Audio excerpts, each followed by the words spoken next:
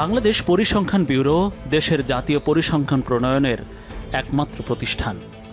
কিন্তু আদমশুমারি থেকে শুরু করে কৃষি, কোরবানির পশু, জিডিপি, এমনকি দারিদ্র্য নির্ধারণেও পরিলক্ষিত হয় অসংখ্য ভুল ও বিতর্কিত তথ্য।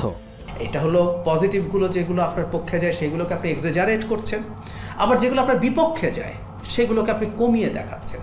আমাদের মাতৃমৃত্যু, শিশু মৃত্যু, আমাদের বাল্যবিবাহ, যে ইন্ডিকেটরগুলো আমাদের জন্য প্রবলেম্যাটিক, সেগুলো কমিয়ে দেখানোর যথেষ্ট পরিমাণ অভিযোগ ছিল।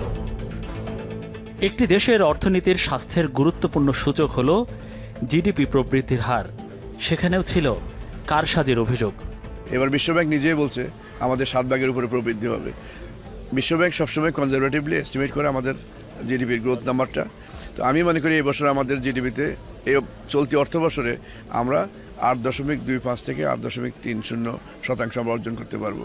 এবং এই বছর আমাদের যে অর্জনটি হবে, সারা বিশ্ব বলছে এটা হবে highest growth in the world.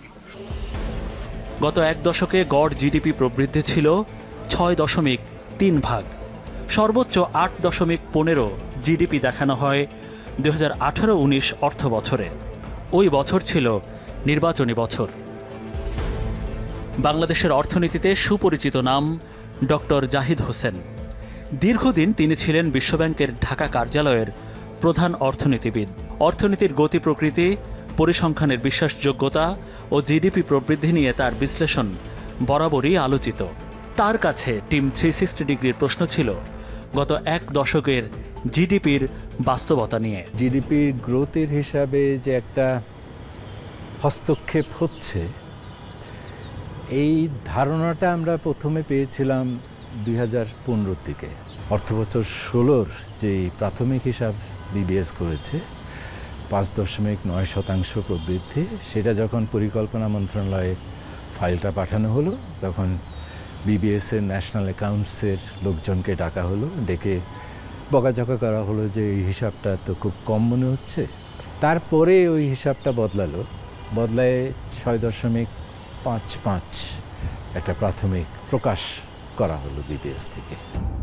Doctor Zahid হোসেনের পর্যবেক্ষণের পর মুখোমুখি হই পরিসংখ্যান ও তথ্য ব্যবস্থাপনা বিভাগের সাবেক সচিব রীতি ইব্রাহিমের।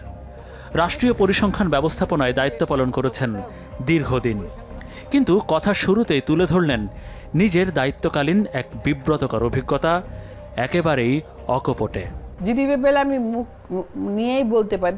তখনকার যে জিইডির মেম্বার ছিলেন উনি, তখনকার যে বাংলাদেশ ব্যাংকের গভর্নর ছিলেন উনি, ওনারা রীতিমতো আমাকে ফোন করে মানে গরম সুরেই কথা বলতেন যে জানেন আমার রিপোর্টে আমি 15 দিয়ে আসছি, আপনি সেখানে 6 বলছেন। আগে রেটটা বলে দিত কত হবে, তারপর ব্যাক ক্যালকুলেশন করে ঠিক করা হতো।